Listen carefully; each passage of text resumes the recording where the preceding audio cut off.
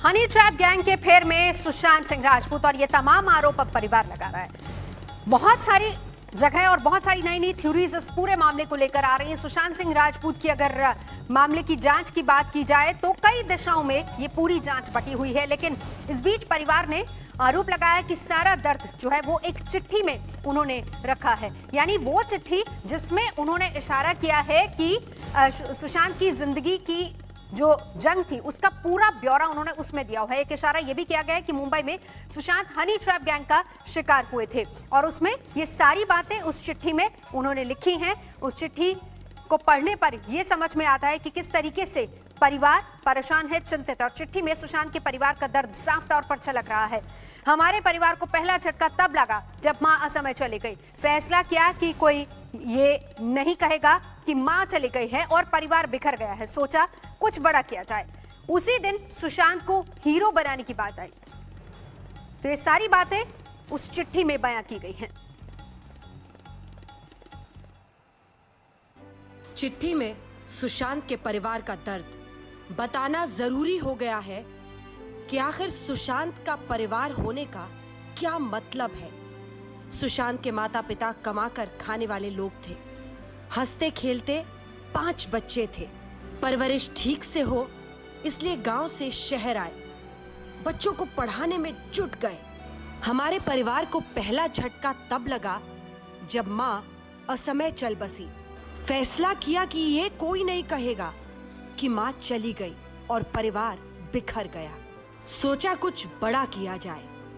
उसी दिन सुशांत को हीरो बनाने की बात चली। एक नामी आदमी को ठगों, बदमाशों, लालचियों का झुंड घेर लेता है। इलाके के रखवाले से मदद मांगी जाती है, लेकिन अंग्रेजों के वारिस हैं। अदना हिंदुस्तानी मरे, इन्हें क्या परवाह। अंग्रेजों का एक और वारिस जनरल डायर को मात देता है। परिवार को कहता है कि तुम्हारा बच्चा पागल था, सुसाइड कर गया। होता रहता है, कोई बात नहीं। हमारे परिवार का सब्र तब टूटा जब महीना बीतते बीतते महंगे वकील और नामी पीआर एजेंसी से लैस हनी ट्रैप गैंग डंके की चोट पर लौटा। सुशांत को लूटने मारने से तसल्ली नहीं हुई तो उसकी याद को भी अपमानित करने लगे। सुशांत के परिवार में 4 बहनें और एक बूढ़ा बाप है। सबको सबक सिखाने की धमकी दी जा रही है। तमाशा करने वाले और देखने वाले ये ना भूलें कि वे भी यही हैं। क्या गारंटी कल उनके साथ ऐसा नहीं होगा। सुशांत के पिता फरीदाबाद में रह रहे हैं और परिवार की चिट्ठी के क्या मायने हैं, परिवार क्या सोच रहा है, समझने की कोशिश की हमारे संवाददाता सत्येंद्र चौहान ने।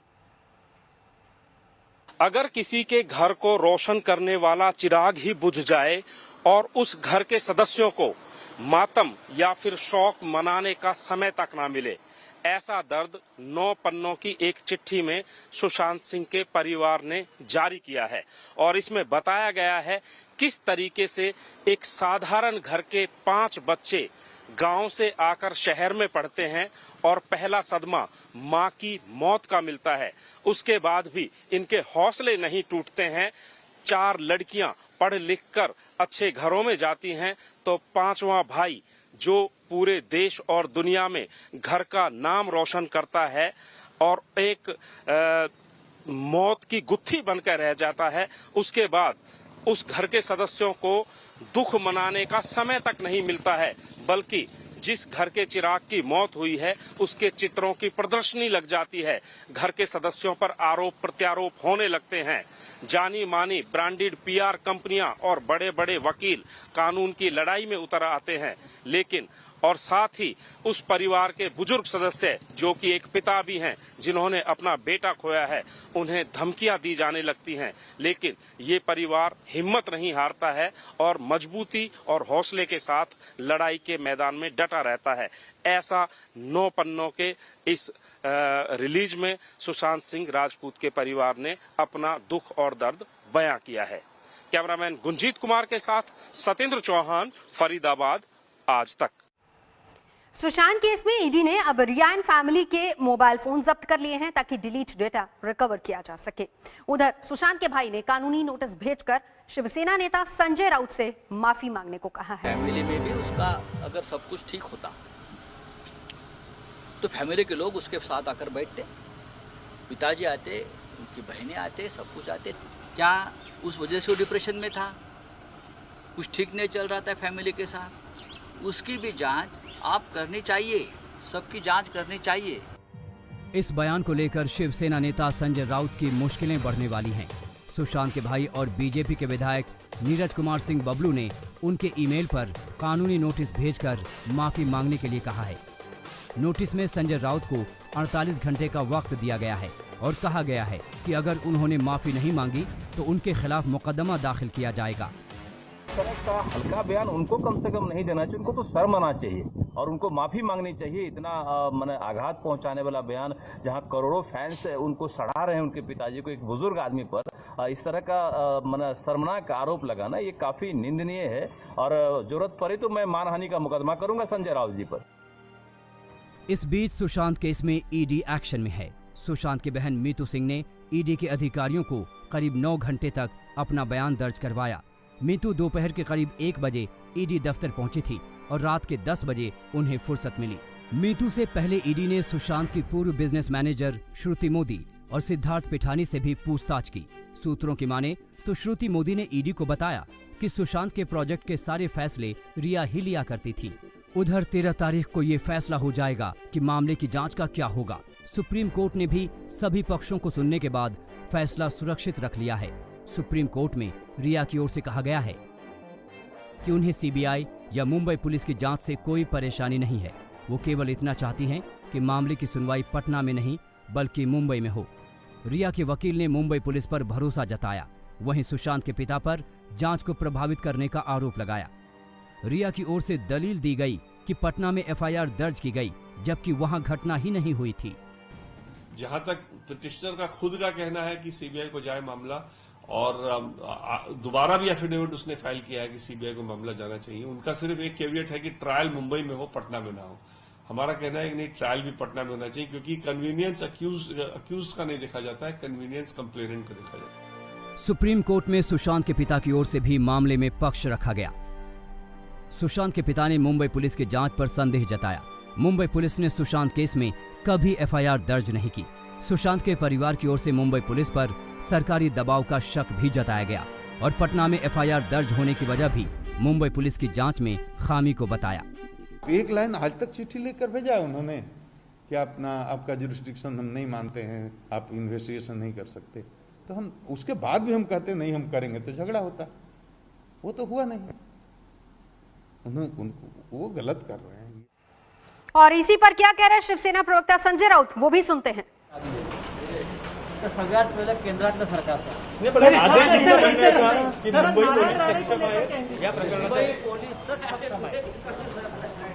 मुंबई पोलीसच सक्षम आहे। मुंबई पोलिसांनी हे काम तपासाचं पुढे न्यायला पाहिजे आणि मुंबई पोलीसच पुढे नेतील। मुंबई पोलिसांना अशा प्रकारे अस्वस्थ करू त्यांच्या। और अब बात कर रहे थे यूरोप के उस टूर की जिसके बाद सुशांत के करीबी लोग भी कहते हैं कि उनकी तबीयत खराब रहने लगी थी। सवाल यह है कि आखिर क्या हुआ था उस टूर में। फिलहाल रिया के बयानों से जो कुछ भी निकल कर आ रहा है वो यही है कि उसी दौरान सुशांत की तबीयत खराब हुई, यानी कि यूरोप में ही पहली बार सुशांत की मानसिक बीमारी सामने आई। यूरोप टूर पर सुशांत के साथ क्या हुआ?